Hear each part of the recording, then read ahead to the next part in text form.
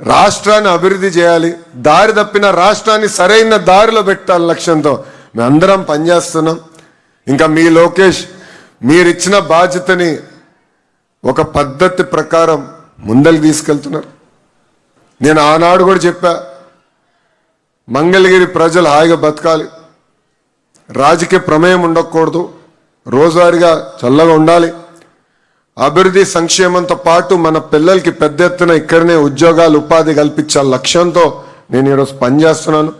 సంక్షేమ అభివృద్ధి రెండు కలిసికట్టుగా నేను తీసుకెళ్తానని మీ అందరు తెలియజేసుకుంటూ, నాకు ఇంత అద్భుతమైన అవకాశం ఇచ్చిన మీ అందరికీ ప్రత్యేకంగా 3 దశాబ్దాలుగా ఏ పని అయితే మీరు ఆశిస్తున్నారో ఈరోజు నేను అది చేయగలుగుతున్నానంటే ఢిల్లీలో ప్రధానమంత్రి నరేంద్ర మోడీ గారికి, అదేవిధంగా రాష్ట్రంలో ఒక పక్కన గౌరవ ముఖ్యమంత్రి చంద్రబాబు నాయుడు గారికి, ఇంకో పక్కన గౌరవ ఉప ముఖ్యమంత్రి పవన్ అన్నకి, వీళ్ళ ముగ్గురికి నా హృదయపూర్వక ధన్యవాదాలు తెలియజేసుకుంటూ, నాడు నేడు ఎప్పుడు మీకు నేను అండగా ఉంటా, మీకు ఏ సమస్య ఉన్నా పరిష్కరించే బాధ్యత నేను తీసుకుంటా.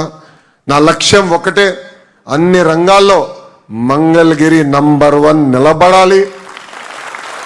కేవలం ఆంధ్ర రాష్ట్రం కాదు, భారతదేశంలోనే ఒక ఆదర్శ నియోజకవర్గం ఏదంటే దాని కేర్ ఆఫ్ అడ్రస్ చిరునామా మంగళగిరి చేయాలనేదే మీ లోకేష్ లక్ష్యమని ఈ సభాముఖంగా తెలియజేసుకుంటూ, తల్లి ఇక్కడ ఉన్న వాళ్ళందరూ ఒక్క విషయం ఆలోచించమంటున్నా.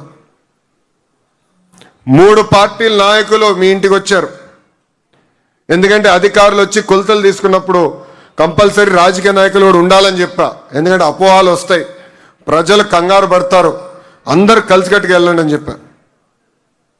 కనీసం ఒక కప్పు కాఫీ కానీ టీ కానీ మా నాయకులు మీ దగ్గర తీసుకోలేదు, ఒక గ్లాసు నీరు కూడా తీసుకోలేదు.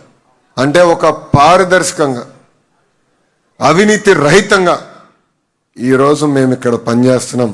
దయచేసి ఇక్కడ ఉన్న ప్రజలందరూ గుర్తుపెట్టుకోవాలని సభాముఖంగా కోరుకుంటూ, నాకు ఇంత అద్భుతమైన అవకాశం ఇచ్చిన మీ అందరికీ పేరు పేరున నా హృదయపూర్వక ధన్యవాదాలు తెలుపుకుంటూ మీ అందరి దగ్గర నుంచి సెలవు తీసుకుంటున్నా.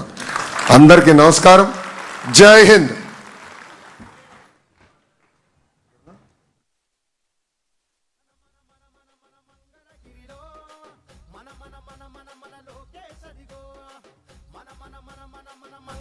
మేము మా ప్రాంతంలో నివసిస్తున్నాం. బంధువులు కానీ మిత్రులు కానీ అందరూ మా ప్రాంతంలో ఉన్నారు.